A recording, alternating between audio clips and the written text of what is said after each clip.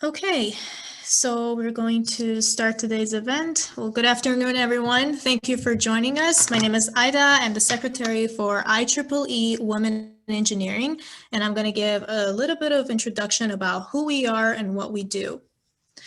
IEEE Women in Engineering is one of the world's leaders in changing the face of engineering, which connects nearly 20,000 members in over 100 countries to advance women in technology at all points in their life and their career. In our team, our main focus revolves around gathering information regarding the status of women and initiatives for, by, and on behalf of women in engineering and science. We want to enable monitoring and education programs within IEEE and make available information regarding gender-related educational issues. We want to increase the participation of women within IEEE and address ways to improve the climate for women in IEEE and the workplace. I'm proud to announce that in 2019, we had more than 39 events organized, and our branch was rewarded as the most active and biggest IEEE branch in the world.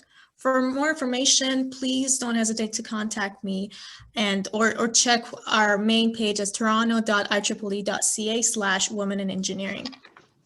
Thank you. I'm gonna stop sharing my screen, and the stage is yours, Jensen, so if you want to start. Sure. Ivana, do you mind putting up the slide? Yes. Thanks, Ida. So while this is going up, hi everyone. Welcome to today's event, jointly hosted by Ryerson Computer Science Graduate Student Council, IEEE Toronto Women in Engineering, IEEE Toronto chapter in general, and specifically iToronto chapter Instrument Measurements and Robotics Automation. So my name is Janusin Bhaskaraja, and I will be your host for this afternoon. We have two wonderful speakers, Ivana Solkaska and Steve Delaney, speaking on a very hot topic of blockchain. Ivana will be presenting on the use of blockchain as a sustainable supply chain for open education, and Steve will be presenting on data usability for clinicians and first responders in a unified healthcare system. I do want to remind everyone, the speakers do welcome any questions you may have regarding the presentation. But if you can kindly write them down in the chat, I will be jotting these down and then asking our speakers at the end of both of their presentations. Let me start by introducing our first speaker. Steve is a PhD candidate in computer science at Ryerson University, working on the data quality of healthcare records. He has an MBA from York University and an honors Bachelor of Science degree from the University of Toronto. He obtained his ICD certification from the Institute of Corporate Directors at the Rotman School of Business. He is currently on the board of the CIO Association of Canada and is a member of several advisory councils. Steve is a co-founder of Capital Blockchain, a Canadian firm that develops blockchain solutions for the private and public sector. Previously, Steve was a CIO of the Ontario Telemedicine Network, CIO of MCAP, and the Vice President of Technology at RBC and BCE. So without further delay, I would please hand this over to him. Thank you, Janison. Thanks for the introduction. I appreciate it very much. Yes, I'm Steve Delaney, and I'm a PhD candidate in computer science at Ryerson. And under the supervision of Professor Fairwarn, Professor Sharia, Professor Mashetin, and Professor Vojamizik. And I appreciate the opportunity to provide you a glimpse into the research that I'm doing into improving data usability for clinicians and first responders. I'm about halfway through my dissertation research and making good progress. I'm at the stage now where I'm just writing down the detailed business requirements, finalizing the architecture, and then in the new year I'll start to do some programming, which we'll understand a little bit more as I get into this. If we go to the second slide, in terms of the agenda, in the introduction I'll be giving you my macro view of the healthcare ecosystem in Canada, and that'll help put my research into context. I'll talk about my 5 research objectives, go into the solution design, which includes query generation and expansion of healthcare records for clinicians. I have a whole slide on privacy and security, which is paramount importance today. to take you through what a particular clinician would like to see in terms of medical data, talk about how I'm going to test my solution, the advantages of the solution, some future opportunities, and a summary at the end. And when I'm referring to clinicians throughout the presentation, I'm referring to those that deal directly with patients. These could be doctors, nurses, pharmacists, and first responders. If we go to the next slide. So in terms of an introduction, cost-effective, efficient, and exemplary healthcare services is really of a paramount importance to all Canadians and all citizens of the world today. I think this expectation is undisputed. And I think technology, both software, hardware, advanced networking, is a real game changer that's helping facilitate this desired outcome. However, there's some advances in technology that have some collateral issues associated with them, such as a huge amount of data that's being produced by, and I'll get into a lot of detail in that in a second. So this actually makes the usability of healthcare data in terms of speed of access and relevance somewhat problematic for clinicians who are trying to provide fast treatment. So let me describe my macro view of healthcare, and as I mentioned, that will help put some of my research into perspective. As Jennison mentioned, I've been a CIO and executive a number of times in the private and the public sector, specifically in healthcare. I've got some real experience to draw upon. And here's some facts and relevant observations. Number one, healthcare is an enormous financial burden on all levels of government. It's often the largest single budgetary item. It's 42% of our provincial budget in Ontario, and healthcare costs universally are increasing at about 6% per year. And on top of that, 42% provincially, the federal government from their budget is through transfer payments is spending another 15%. So healthcare in Canada is about 12.5% of our GDP, and this was pre-COVID. So the total annual spend in 2019 was in excess of $300 billion, which is a huge amount. Number two, there's an increased demand on the healthcare system as patients have higher expectations of exceptional care in terms of services and the timeliness of delivering those services. And we also have an aging population. I did some analysis this week, and in terms of life expectancy, we're adding about 2 years right now to every decade. I think a millennial's life expectancy is over 82 years of age today. Number three, there's an increase in disparate healthcare records due to more facilities and specialty facilities coming online. As you know, you could go to Shouldice Clinic here in Toronto, which is kind of a quasi-private public facility for hernia treatment. You can go to any city and schedule an MRI. You can go across, pre-COVID to Buffalo and get an MRI done. There's a huge growth in physiotherapy clinics and specialty cancer clinics. And they all create EHRs, electronic health records for you as a patient. And none of that information is shared. All of that information is sitting in silos, which is highly problematic, and I'll talk about it a bit later. Number four, there's a dramatic increase in healthcare data volume. The current technology in the hospitals and clinics we have today with the equipment that is there is producing loads of patient data. The Internet of Things will only exponentially increase the volume of data with wearables like Fitbits that actually monitor stress levels, nanotechnology, injectables, and even home healthcare appliances. My vision is one day we'll all have a healthcare appliance at home. TELUS has been involved in piloting these for chronically ill older people for quite a few years now, where they monitor their heart levels, glucose, etc. The veterans in the US have a Bosch device at home, and it monitors all their vitals and their statistics as well. And the data is sent through to a nurse practitioner, and it's actually reduced the number of hospital visits by 25%. In 2025 in the US, the IoT budget just for medical devices alone is going to be $543 billion. So over $500 billion on medical devices, IoT devices. And even by 2022 in the US, they're expecting savings from IoT devices to be around $63 billion due to preventative capability. Number five, with the increase in data repositories, the rate of inaccurate and inconsistent information will also be more prevalent. You could have multiple records for the same patient with, say, identifying 2 different blood types or different allergies. And this can be fatal if it's not reconciled. Number six, the dramatic increase in telemedicine, where doctors are seeing right now up to 100 patients a day, is requiring that all data be presented in a useful and timely manner. And finally, like, we're not aging gracefully, we're fighting it. We want quality of life until we're 100. We want great care, and we're not going to settle for anything less. So we are demanding patient-centric, cradle-to-grave care, but we can't offer that today, not in Canada. So all of these factors that I've described, and there are many, many more, are putting a huge strain on our health ecosystem and is generating huge volumes of data. That's why I'm pretty passionate about my research topic, as there's so many opportunities to make a difference in this area by leveraging technology. So that's kind of my macro view of healthcare. My research goal specifically is to design and demonstrate a solution that provides clinicians and first responders, such as paramedics, with the most relevant, useful, and timely data for the current needs of patients so that optimal treatment can commence.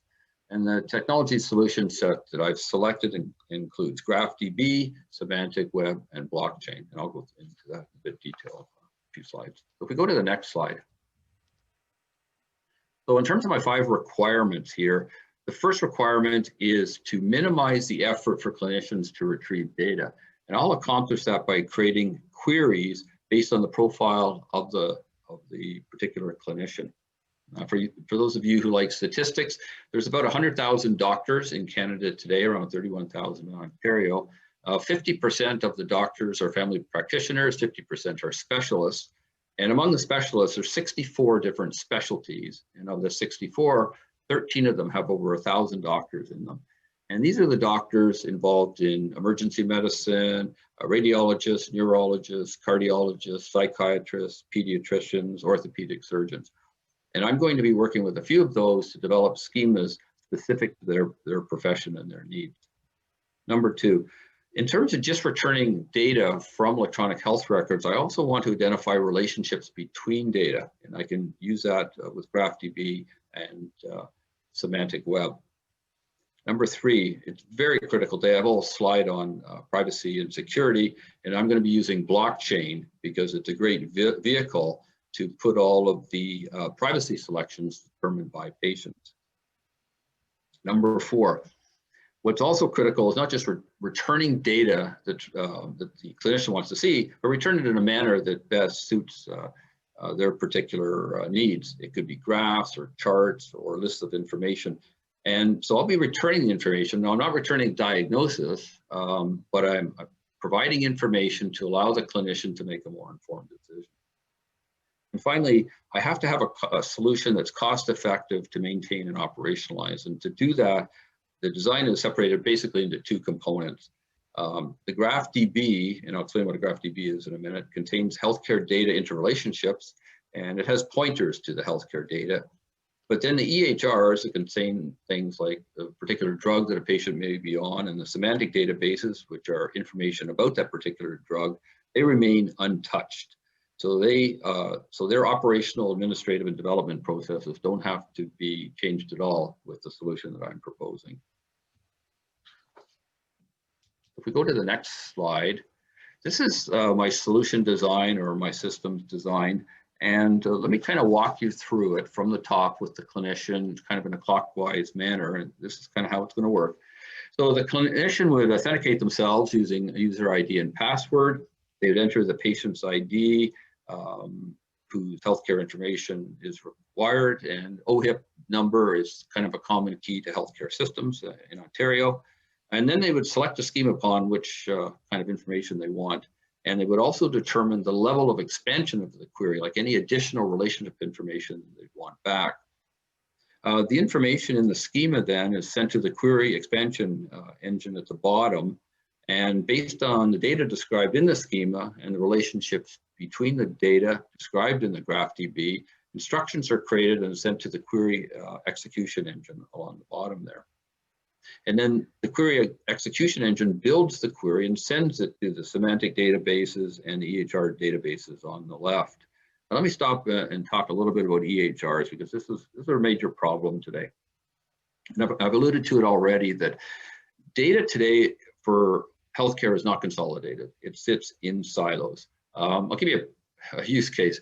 You know, I could be in a traffic accident here in Toronto. I could be taken by an ambulance to Sunnybrook Hospital, rolled in on a gurney.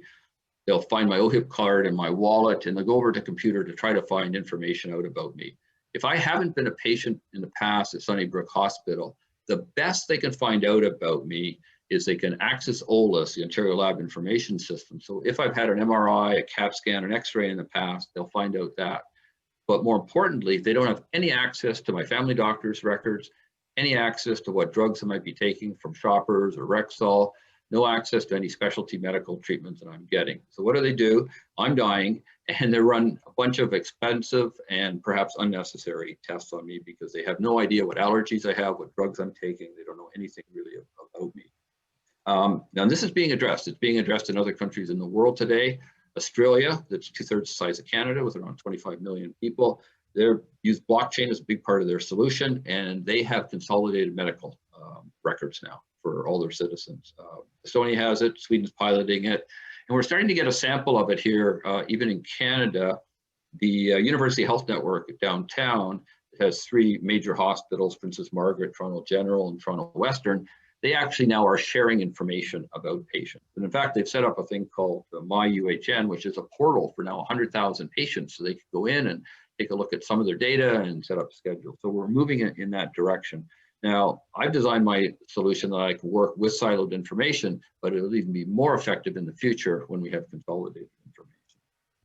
So going back to the picture here, so once that information is collected from EHRs and Semantic, the privacy and access control engine then will filter out the relevant data based on the role of the clinician and the privacy settings that have been selected by the patient.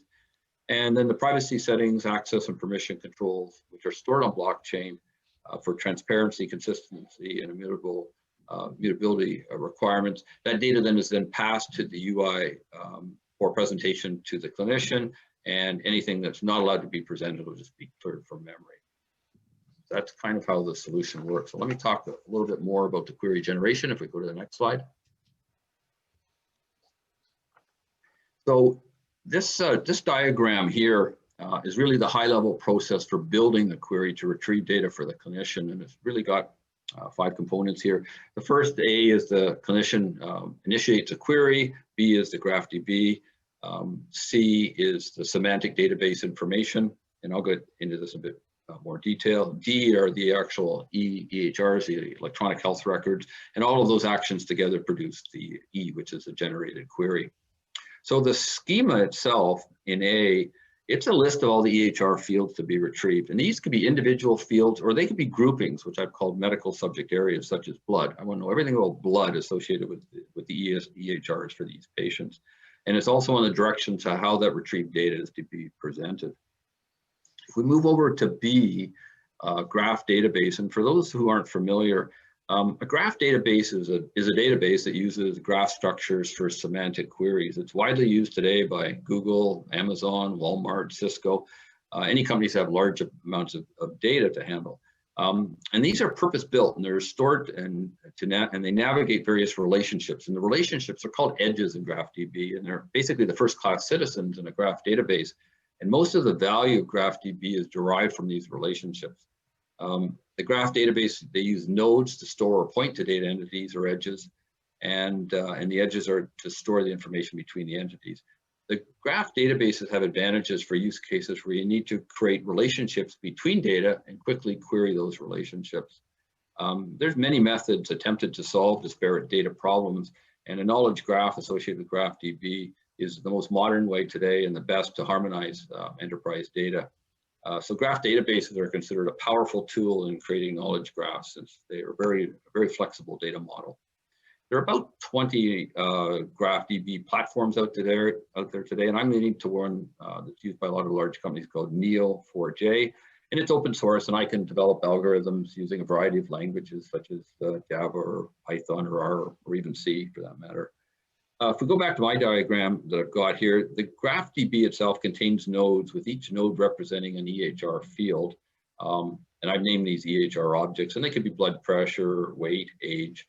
And each of these objects will point to an EHR field in the EHR database. The EHR objects may contain a link to the semantic database that will provide general medical information on the EHR object. And then the EHR objects are joined through relationship called edges to other EHR objects. If we move down to C, the semantic database, and again, for those who may not know much about semantic databases, they're basically an extension of the World Wide Web. The goal of semantic databases to make internet data machine readable, and they use ontology and relationships of data and the meaning of data and categories of things and resource description frameworks, basically to standardize, promote the common data formats and exchange protocols. Fundamentally, the Semantic Web provides a common framework that allows data to be shared and reused across applications. So for me, the semantic database contains all the generic information related to the EHR fields, and the objects, and the semantic object is pointed to by an EHR object. If we move over to D, which are the EHR database, I've talked a lot about these. So they're specific to a patient, and they're the only real source of medical data. In case, actually, your family doctor's records contain 80% of all the medical, on average, 80% of all the medical information about you.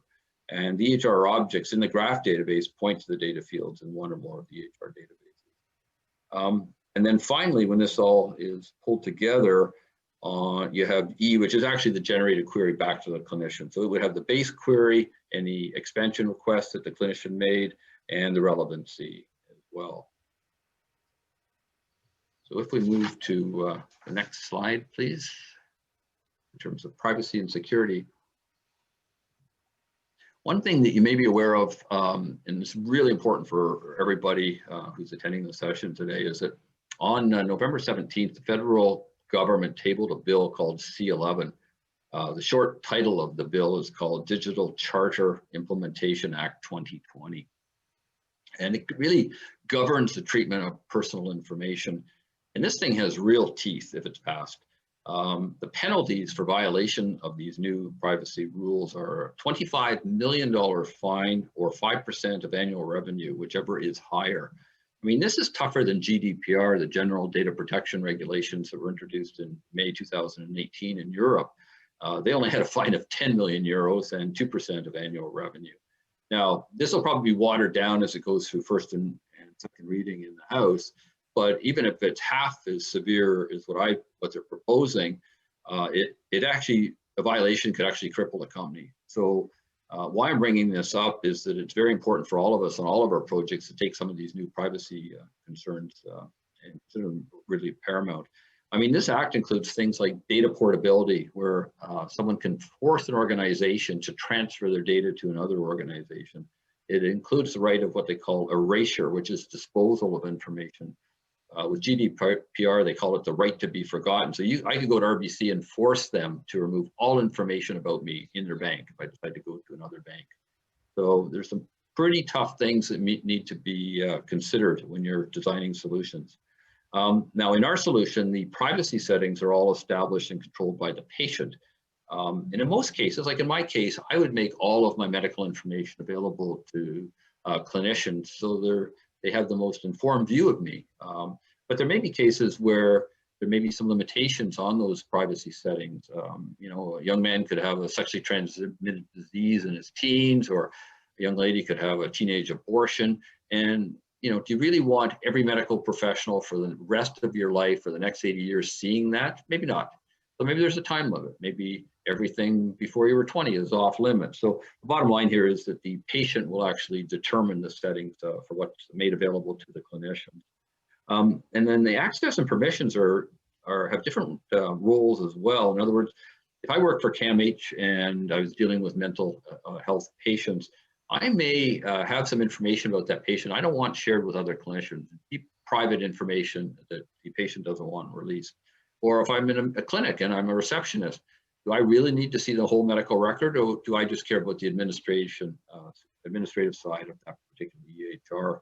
And certain clinicians may be able to view data, but not necessarily be able to update it or change it. And as I mentioned, blockchain is the solution for all of the patient's settings or privacy settings, because the records are secure, they're immutable, they're transparent to those authorized to see them. 2 weeks ago, I was asked by the federal government to be on a blockchain panel along with the practice leads of IBM and the practice lead for Accenture. And we've all built credentialing systems on blockchain, and we all identified that blockchain is a great solution for identity management, role management, and permission control. Hyperledger Fabric example is a good example of that. So all of these will be on blockchain, and once they're set, they're replicated against all the systems. They're replicated across the network. So you don't have to have them lined up by each data source, because as we talked about, there's a lot of various data sources. If we can go to the next slide.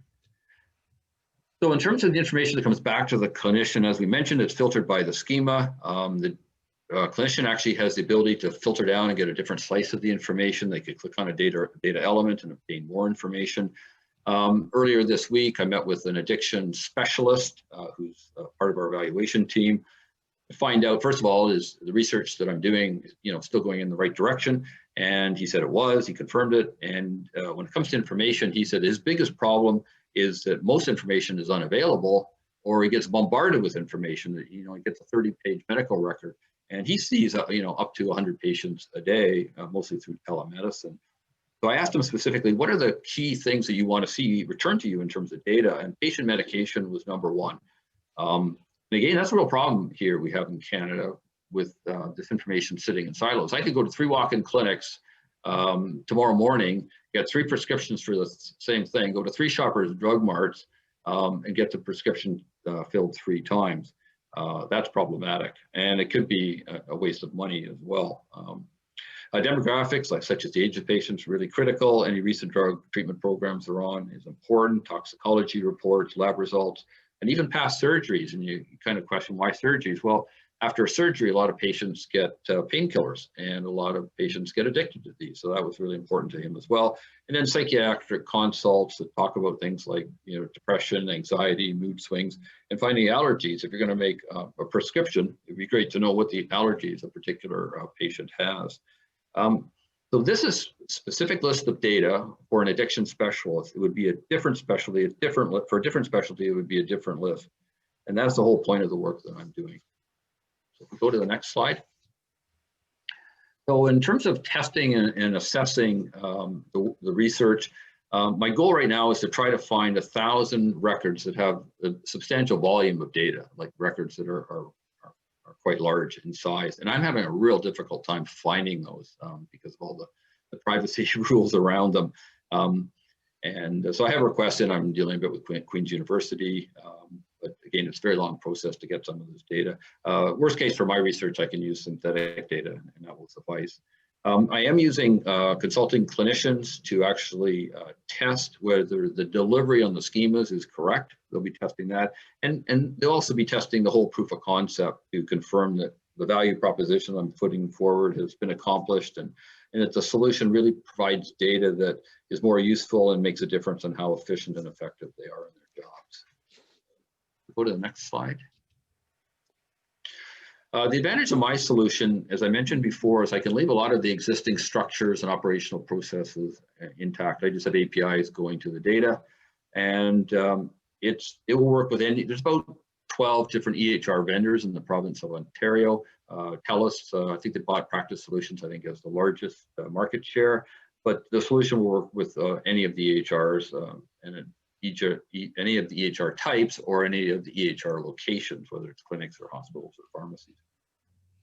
In the future, and as I mentioned earlier, detecting data inconsistencies or errors is very important, like different blood types from different records on the same patient. I'm going to try to include that as part of my solution if I have time. I think it's really, really important. I also believe the government should be supporting this type of research, because not only does it provide better care, but at the end of the day, there's a cost reduction with preventative care, not running unnecessary tests, restricting drug abuse. I mean, there's a whole bunch of financial benefits to using technology to solve some of these problems. And I also think there's a huge application for AI and machine learning here that help create perhaps new medical linkages for the data that's returned, help with diagnosis itself, make basically better sense of the vast amount of data. And this information could be great for interns who need help. They don't have the experience to draw upon, or researchers as well. So I think there's a play for both artificial intelligence and machine learning. And then finally here under future, with all of these IoT devices, I think there's an opportunity to create a new type of EHR that's not tied to a specific doctor or a specific clinic or hospital, but there may be a company that starts up that tracks, gets all of your information from your Fitbit and your home appliances, or even from injectables or nanotechnology, and they collect it all in real time because it's all available real time. So when you go to see your doctor, not only does he look at your EHR in terms of historic information, he can also see from access to these records how your body is actually functioning today in real time. So I think that's a really interesting opportunity in the future. So finally, on the last slide. So in summary, my research is focused again on using technology, the strength of technology to solve some of these problems, like using GraphDB. And it's really a very practical solution. And because I don't have to change a lot of the current data processes or data repositories. And basically, intended value here is just allow clinicians to spend more time with the patient and diagnosing the problem rather than sifting through information. And the schemas we have that I'm building are highly customizable, they're configurable, and they're living. Because medicine's changing all the time. We've learned that through this COVID period. We're learning things all the time. So it will change as well. And if successful, this project in a modest way may help meet the objectives of better outcomes for patients, and there may be some financial benefits as well. At minimum, it could be a gateway or a building block for future work in the data quality area of healthcare. Thank you very much. And appreciate your attention, and I hope it was interesting a little bit. And we're gonna, as Janice has said, we're gonna have questions after Ivana has gone through her presentation, which is associated with blockchain and Corda. So I'll turn it over to my colleague. Thanks again.